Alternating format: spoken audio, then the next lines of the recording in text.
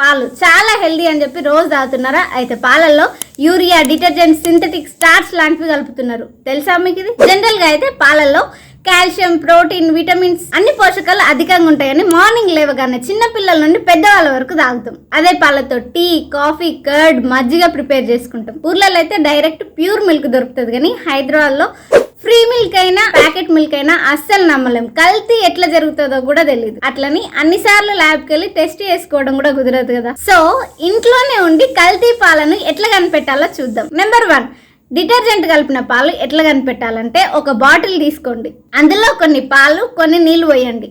తర్వాత బాటిల్ని షేక్ చేయండి. ఎక్కువ నురుగు వస్తే అది డిటర్జెంట్ కలిపిన పాలు, తక్కువ నురుగు వస్తే అవి ప్యూర్ మిల్క్. నెంబర్ 2, యూరియా అంటే తెలుసు కదా, పంటలకి ఎరువుగా వాడతారు.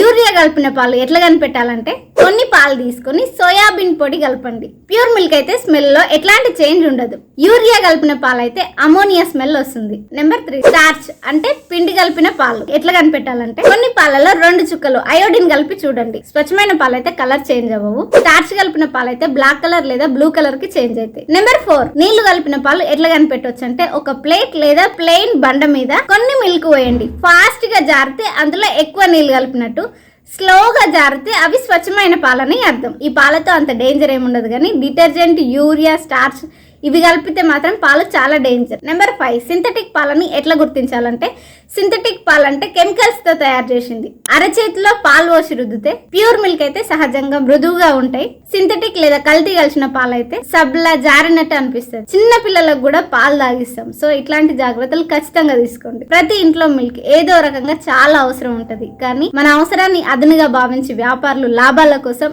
చాలా కల్తీ చేస్తున్నారు. ఈ ఇన్ఫర్మేషన్ నచ్చితే ఒక లైక్ చేయండి. చాలా ఇంపార్టెంట్, అందరు తెలుసుకోవాల్సిన విషయం. సో మీ ఫ్రెండ్స్ అండ్ ఫ్యామిలీకి ఖచ్చితంగా షేర్ చేయండి. Thank you so much.